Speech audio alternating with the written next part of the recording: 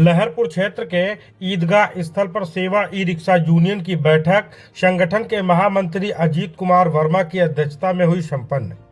जानकारी के अनुसार मंगलवार को क्षेत्र के ईदगाह स्थल पर सेवा ई रिक्शा यूनियन के महामंत्री अजीत कुमार वर्मा की अध्यक्षता में ई रिक्शा चालकों की महत्वपूर्ण बैठक का आयोजन किया गया, जिसमें आधा सैकड़ा से अधिक ई रिक्शा चालकों ने प्रतिभाग किया।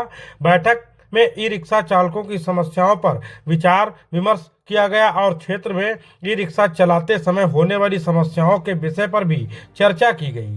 सेवा ई रिक्शा यूनियन के महामंत्री अजीत कुमार वर्मा ने जानकारी देते हुए बताया कि आगामी 14 अप्रैल को बाबा साहब भीमराव अंबेडकर की जयंती मनाने को लेकर विशेष रूप से तैयारी शुरू कर दी गई है। उन्होंने यह भी बताया कि बाबा साहब भीमराव अंबेडकर की जयंती पर एक यात्रा भी निकाली जाएगी।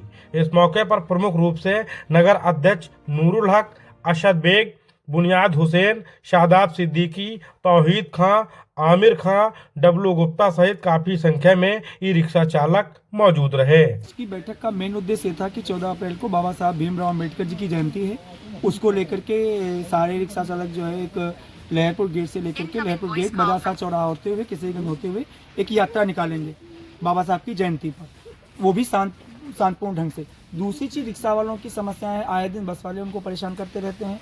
कल भी बस मैनेजर से और रिक्शा चालक से मारपीट हुई है, उसके पहले भी बस वालों ने मारा है और बस वाले आए दिन रिक्शा चालकों को धमकी देते हैं कि आपको साइड मार देंगे।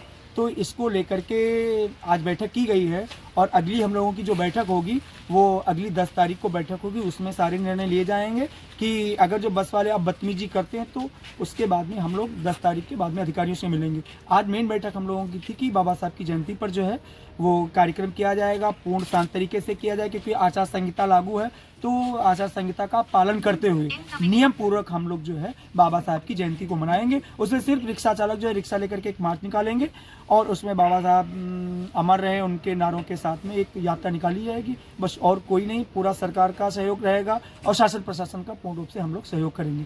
बस रिक्शा चालकों की जो छोटी छोटी समस्याएं हैं वो आपस में बैठ करके निदान हो गई हैं। और एक चीज़ बताई गई, जिन रिक्शा चालकों के लाइसेंस नहीं बने, ड्राइविंग लाइसेंस नहीं बने हैं, उनको संगठन ने निर्देश दिया है कि जो है वो लोग अपने जल्द से जल्द जो है लाइसेंस बनवाएं और गाड़ी के जो कागज हैं वो मेंटेन कर लें, जिनके थोड़ी बहुत इधर उधर कमियां हैं थोड़ी बहुत, उन लोगों को ये दिशा निर्देश दिए। अच्छा, जैसे नगर क्षेत्र में कई नाबालिग बच्चे भी ऑटो चलाते हैं। देखिए, उसके लिए मैंने एक दो बार पत्र भी लिख करके पुलिस क्षेत्राधिकारी महोदय जी को दिया भी था कि इन रिक्शा चालकों पर कार्रवाई की जाए।